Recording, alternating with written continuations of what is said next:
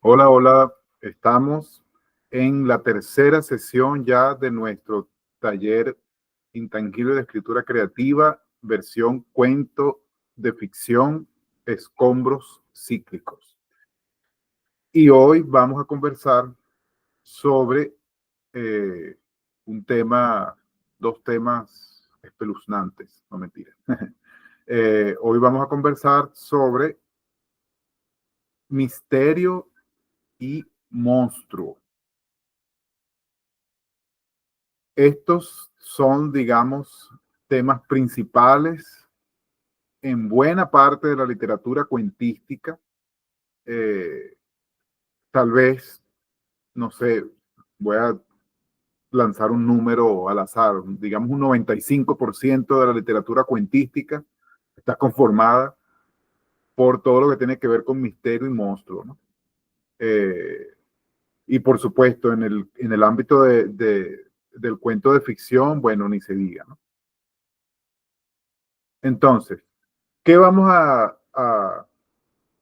abordar y a pensar cuando hablamos de misterio y monstruo y por qué esto es tan importante para hablar del cuento de ficción como para abarcar un tema de una clase completa? Bueno, que podría ser un libro completo, ¿no?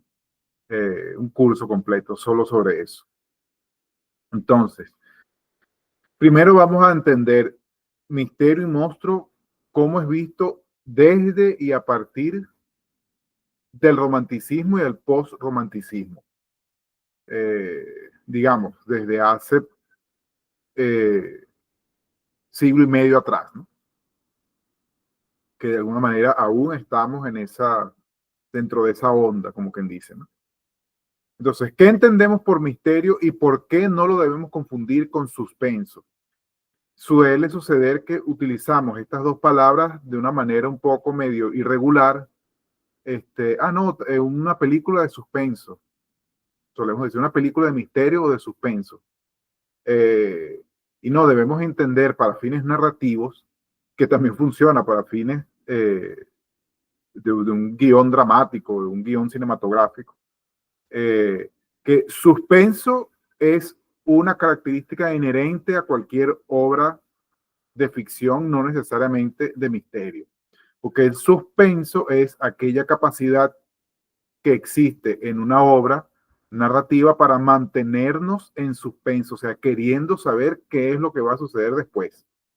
No está necesariamente asociado a misterio.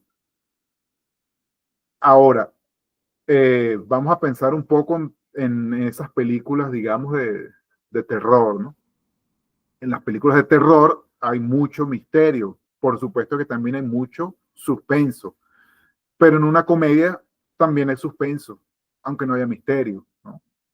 Eh, entonces, el término misterio viene del latín mysterium, que significa simplemente algo que es secreto, desconocido, que está oculto, ¿no? Algo que está escondido, que no se sabe qué es, ¿no? En general es algo, se usa para referirse a algo incognoscible, ¿no? Es decir, algo a la que la razón no puede acceder, algo inaccesible para la razón. Eso es lo que define específicamente, digamos etimológicamente, lo que es el mysterium o el misterio. Eh, Ahora, misterión en griego está relacionado con la palabra mistes y ahí la cosa se pone un poquito más interesante. Mistes era el nombre que se le daba a la persona que era un iniciado.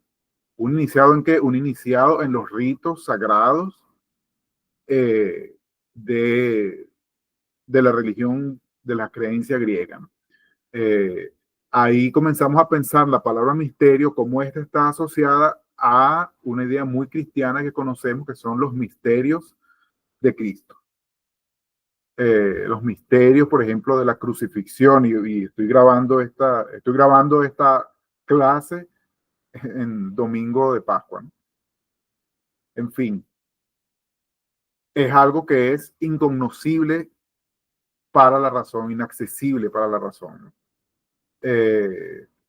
Entonces, Mistes, este iniciado, tenía ese título, tenía ese nombre, porque la palabra Mistes a su vez derivaba del verbo mien. Mien era un verbo utilizado para significar que una persona tenía que cerrar los ojos y permanecer callado. En Venezuela tenemos una frase así tipo, quédate como en la foto. Era un poco, claro, pero con los ojos cerrados, ¿no? O sea, era una manera de decir que tenías que quedarte muy quieto en una meditación, ojos cerrados, no podías ver lo que estaba sucediendo, porque todo era un misterio y así debía permanecer, así debía seguir siendo un misterio. Debía seguir siendo algo que la razón no iba a poder explicar nunca y por lo tanto no tenía por qué ir a intentar explicarlo nunca, ¿no? Eh, entonces, bueno, pues el misterio es algo que parece, por lo que parece, ¿no? Exige respeto y silencio, exige, digamos, un poco de humillación, por decirlo de una manera, ¿no? Eh, si lo vemos desde el punto de vista narrativo, aterrizando toda esta simbología en el aspecto del cuento, cuando decimos cuando yo hablo en el sentido de humillarnos, también lo digo en el sentido de que cuando vamos a leer un cuento debemos entregarnos a ese misterio que el cuento nos ofrece. Básicamente debemos creernos el cuento, ¿no? O sea, no podemos leer un cuento utilizando la razón, utilizamos otra cosa que tiene que ver más con la imaginación, más con la creación y la creatividad, ¿no? Eh, Ahora bien, todo esto relacionado con el misterio, debemos irlo tomando en cuenta para hablar también entonces de la palabra monstruo, ¿no? Eh, ¿Por qué? Porque así como la idea de misterio está muy asociada al cuento de ficción, la palabra monstruo también está muy asociada en un mismo nivel, ¿no? Eh, como dicen aquí en Brasil, en un mismo patamar, eh, están muy relacionados y es muy importante, eh, es muy caro al cuento de ficción, la idea de monstruo, así como la idea de suspenso. Entonces, la simbología del monstruo, ¿no? Tiene su origen en monstrum. También vamos a recurrir a la etimología, ¿no? Era un término usado en sentido religioso para referirse a una aparición en general, una aparición cualquiera, ¿no? En el sentido de que era una muestra, algo que se mostraba, de ahí monstrum, algo que se monstra. Entonces, era una manifestación, por supuesto, de orden divina o superior, cuando algo se aparecía así, ¿no? Por eso digo como una aparición.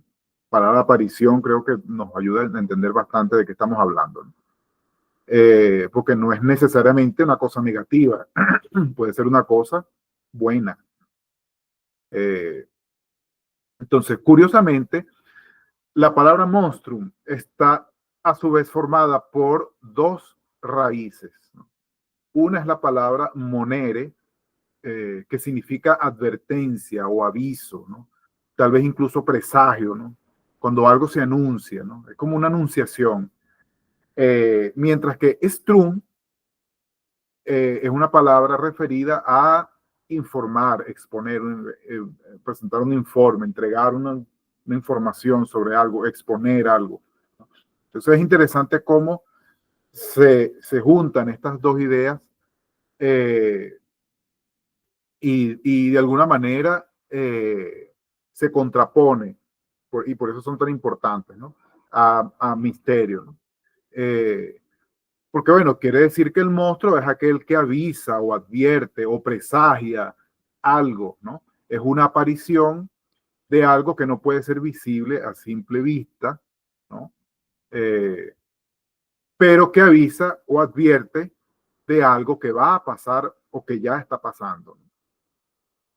Es interesante porque misterio nos habla de algo a lo que de un lugar, simbólicamente hablando, de un lugar al que debemos accesar con los ojos cerrados y en silencio, y debemos entrar así porque lo que se va a mostrar es algo eh, monstruoso, monstruoso en el sentido de que es una muestra, es una aparición que nos avisa, nos advierte de algo. Estas son ideas muy antiguas, pero son ideas que con lo mismo que son muy antiguas, se casaron muchísimo.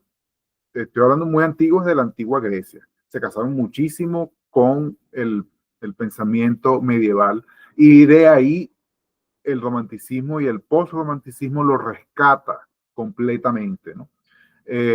Porque, bueno, el romanticismo y el postromanticismo se sumergen profundamente en esto, porque se opone al racionalismo ilustrado que venía del siglo XVIII y aún inicios del XIX, ¿no? Sobre todo XVII y XVIII.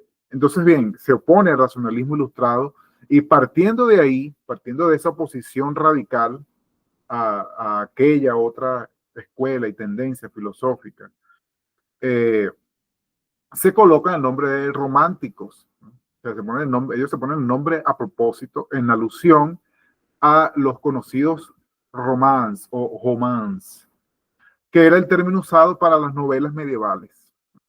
Eso es algo de lo que también hablo en mi taller de novela. Romance era el término usado para referirse a todas aquellas novelas medievales de caballerías, de hadas, de princesas, abundantes, en fin, pues de seres sobrenaturales, héroes con una visión idealista de todo, de la realidad, de lo que les circundaba, una visión idealista o como diríamos hoy en día romantizada, ¿no? No en vano se utiliza esa palabra, todo viene de la misma raíz, ¿no? Y entonces eran entregados a las pasiones de la vida. Por eso el romanticismo rescata tanto estas ideas, ¿no? Estos pensamientos, o mejor dicho, estos sentimientos, ¿no? Eh, Ahora, importante destacar que el romance o romance dio origen al término romance, que casualmente en portugués es como se define aún hoy en día a las novelas. Que es como lo llamamos, por supuesto, en español. Y bueno, y en general romance es el término con que se le llamaba a estos textos, sobre todo medievales, eh, en donde la palabra novela entró a jugar un papel importante también en ese sentido, porque se refiere a la forma en cómo se regaban por, por los distintos pueblos, ¿no? Los trovadores que iban llevando todas esas historias, ¿no? La forma como se regaban era como si fueran novedades, ¿no? Entonces los trovadores traían estas novedades a cada pueblo que iban pasando, iban contando las novedades que se habían dado a conocer en los pueblos por donde ya habían pasado. Entonces por ahí también viene el origen de la palabra novela, ¿no? Pero bueno, no voy a profundizar en eso, por supuesto, porque no es motivo del taller, pero sí es para entender todo el ámbito de la palabra romance. Ahora bien, había dicho hace un momento que eh, esta literatura, tanto muy antigua, de la antigüedad griega, romana, más relacionada con la mitología, es tomada en cuenta, digamos, rescatada también en la época medieval, o sea, la manera de concebir las cosas, ¿no? Eh, de concebir la literatura, de concebir el mundo a través de la literatura. Todo esto rescatado en el romanticismo y el postromanticismo. Todo esto nos lleva, por supuesto, a hablar de quiénes fueron esos seres sobrenaturales que entonces surgieron en el romanticismo y el postromanticismo, toda vez que la antigua Grecia tenía los suyos, el medioevo tenía los suyos, entonces el romanticismo también tendrá los suyos propios. Los suyos propios, rescatados o reinventados eh, del romanticismo, ahí en primer lugar tenemos por supuesto los vampiros. Uno de los textos más famosos del romanticismo es el vampiro de Polidori, ¿no?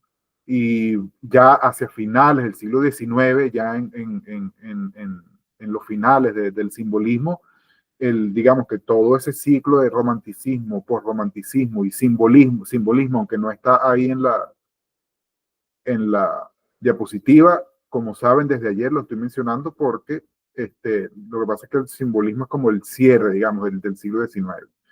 Entonces, en el cierre del siglo XIX, en el cierre del simbolismo, surge el famoso y archiconocido Drácula de Bram Stoker, ¿no? Entonces, bueno, además de estos personajes rescatados de la tradición oral europea, sobre todo rumana, precisamente de Rumania o Rumanía, aparte de los vampiros está toda la literatura fantasmagórica, todo lo que tiene que ver con fantasmas y aparecidos o apariciones, ¿no? Además de eso, los hombres lobos, también una cosa rescatada de las antiguas literaturas orales medievales de la Europa central y de la Europa oriental, la idea del hombre lobo. El golem. El golem es una figura muy enraizada en la mitología judía. Hoy en día, a veces cuando hablamos de judíos, nos tendemos a irnos hacia el Medio Oriente, pero estamos hablando de una época en que los judíos estaban principalmente era en Europa. Entonces, por eso la idea del golem es una idea muy judía, pero también muy europea. Es aquel monstruo que es fabricado con barro, con arcilla, recibe una palabra mágica que le permite cobrar vida. Sobre eso también, bueno, hay por supuesto la novela de Gustav Meyrink, que es también ahí de finales de la última década del siglo XIX. Y bueno, todas estas figuras, ahí yo le puse un etcétera, porque bueno, ya por ahí pasa hasta el Jack-o'-lantern, que es el de Halloween, ¿no? El de la cabeza de calabaza iluminada, ¿no? Entonces, bueno, todo esto para hablar de una manera aún más insistente en el término oraliture, como la oralitura, o sea, la literatura oral, nos trae todas estas cosas. Ahí entran los duendes. Los duendes existen en todas las culturas tradicionales del mundo. Los gnomos, que son muy parecidos, aunque los gnomos son más propiamente heredados de cierta cultura europea. Los enanos, eh, eh, en general, en todas las culturas, las tradiciones, hay figuras de enanos asociados a cierta cosa subterránea. Todos estos personajes, además, la idea del enano a veces la asociamos mucho con la mitología escandinava. Porque, bueno, en la mitología escandinava el enano tenía una presencia interesante por aquello de que eran los que protegían los tesoros subterráneos, ¿no? Eh, y, pero, repito, están regados por toda la literatura oral del mundo. Y bueno, yo incluí ahí en la lista dos personajitos muy interesantes, que uno es brasilero y el otro es venezolano. El Saci es una figura que es un poco como un enano, como un gnomo. Curiosamente tiene un solo pie. Y bueno, forma parte de todo este universo, ¿no? Y los momoyes, que son una especie de enanos o de duendes, también que habitan en el fondo de un lago, siempre aquella idea de la cosa subterránea.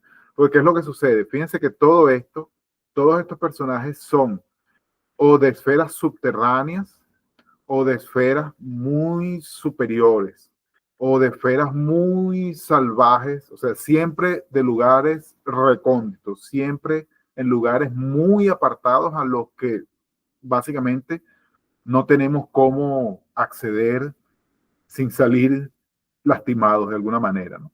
O sea, nosotros podríamos vamos a pensar literariamente, podríamos sumergirnos a las profundidades de la tierra a tratar de buscar un duende, un gnomo. ¿Va a salir bien? Probablemente no. Podríamos subir hasta lo más alto donde se encuentra el castillo del vampiro de Drácula, qué sé yo. Ya sabemos que no va a salir bien. Podríamos irnos a lo más profundo del bosque, de un bosque encantado donde hay hombres lobos. No conviene tampoco hacer eso. Podríamos irnos allá donde están los fantasmas en el más allá.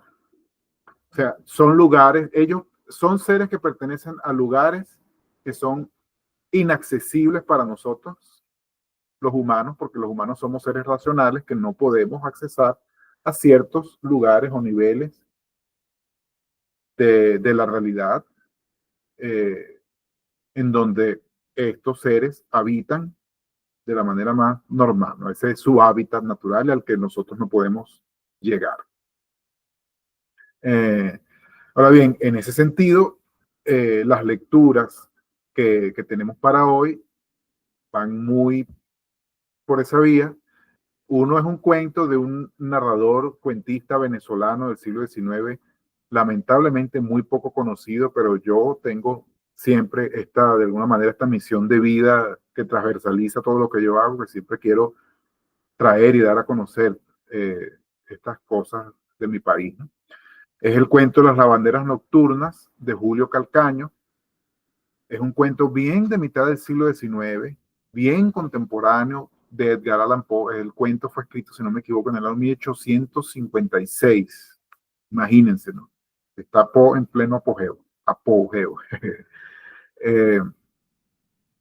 Y bueno, y el otro es un cuento ya de inicio del siglo XX, ya casado completamente con la estética del cuento, que es El almohadón de plumas de Horacio Quiroga. Es un cuento muy interesante y sobre ese cuento vamos a conversar un poco también en la próxima sesión, en la quinta creo que es. Déjame repasar aquí. Sí, en la quinta sesión vamos a repasar este cuento de Quiroga porque tiene mucha relación con un cuento de Arriola. Yo lo voy a decir de una vez, un cuento de Arriola que se titula La Migala. Vamos a hacer una especie de comparación ahí interesante. Entonces, bueno, vamos a hacer la lectura de estos dos cuentos. Vamos a debatir en la sesión de hoy sobre el cuento que ustedes mismos escribieron. Y el debate va a ser a partir de la siguiente pregunta. ¿Lo que escribí se encaja dentro de lo que es un cuento de ficción? A esa pregunta vamos a intentar responder. Hay una cosa interesante que la tengo allí al final de la diapositiva de los subtemas que dice Estuco. Estuco es un cortometraje de 17 minutos. Es un cortometraje, yo les voy a colocar el link para que ustedes lo vean. Un cortometraje que tiene muy pocos diálogos, no necesita demasiados diálogos. No está traducido, pero no es algo que necesiten realmente leer, entender qué es lo que están diciendo, porque es muy poco el diálogo y no es tan relevante así para entender la idea general en función de nuestro taller. Si quisiéramos hacer un análisis pormenorizado del filme, del cortometraje, ok, sería necesario. Pero para este caso, quiero que vean este cortometraje a medida de lo posible, porque con él vamos a seguir conversando sobre este tema del misterio y el monstruo, y cómo este se asocia a la narrativa breve, y casualmente cómo es tan magistralmente mostrado en ese cortometraje que sería la versión cinematográfica de un cuento breve, ¿no? Entonces, bueno, con esto terminamos este video y comenzamos nuestra clase.